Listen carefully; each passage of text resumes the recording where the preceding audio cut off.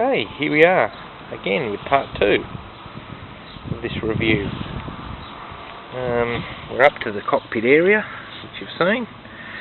Behind that we've got a sealed bulkhead, which is very watertight through the bulkhead there. I've had plenty of water in behind the seat there and nothing seeps through at all. It's very good.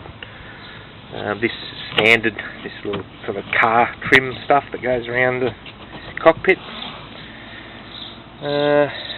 This bit of bungee here I put on myself. Pretty easy. I mean, it's already got the mounts there for the rear perimeter line. So I've just put 2 extra mounts there and just run a bit of crisscross bungee. Really easy to do, you don't have to re-drill there or anything. Back to the storage hatch. We've got a rubber type seal, which seems to be quite watertight. I mean, I hose it and I don't get anything in it. I've never had this kayak upside down, so I wouldn't know. But there's your rear hatch. I'll just step over to the other side. There's your rear hatch. There's your bulkhead. One thing, they class it as a 60 litre now. It had buoyancy foam, the same as in the front.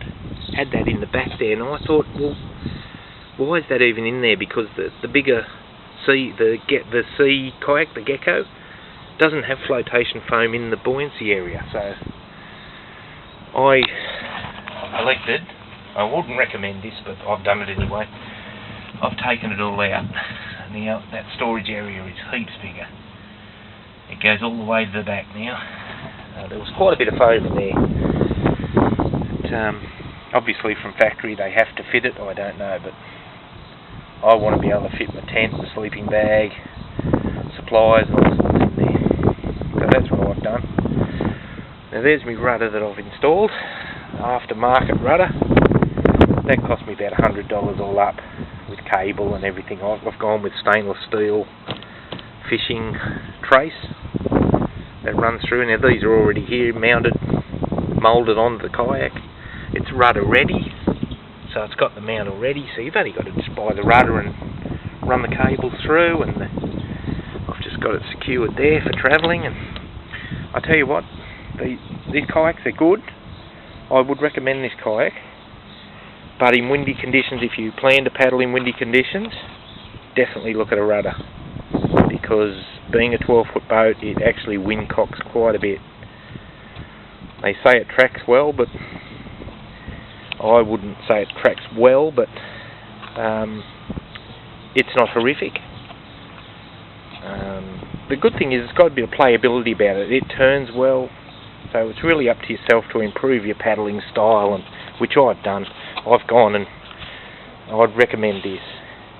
Get a decent paddle. For a start, this boat I bought second hand. I got for $650 off Gumtree. I've gone and spent another $330 on that Aquabound carbon shafted paddle, and I tell you what, it makes a difference. It really improves your paddling. There's my deck bag that fits underneath the bungees there really nicely and clips onto the perimeter line. Beautiful to stick your munchies, your drink bottle, your camera, whatever else you want to put in it. But that's the kayak. I'll just tip her over and see if we can get a bit of a shot of the hull. It's hard to see, but that's it. You've got a sort of a moulded in skeg area, but and it's got a bit of rocker on it, so it's quite manoeuvrable. And like I said, they say it's excellent tracking, but I think they all market their boats as good tracking for some reason. But that's her. So if you're thinking about buying, yes, I would recommend it. But being a beginner paddler, you might struggle a bit to begin with, but I persevered and I've really got it down pat now. It's quite a playful little boat. It's great for rivers and lakes. That's it. She's actually 70 centimetres wide, which is not too bad for a recreational boat. 27.5 inches. So it's not overly wide. It's got good acceleration, but like I said, in the wind, it's a little bit challenging. I'd definitely recommend a rudder kit. So that's your look at your Saratoga.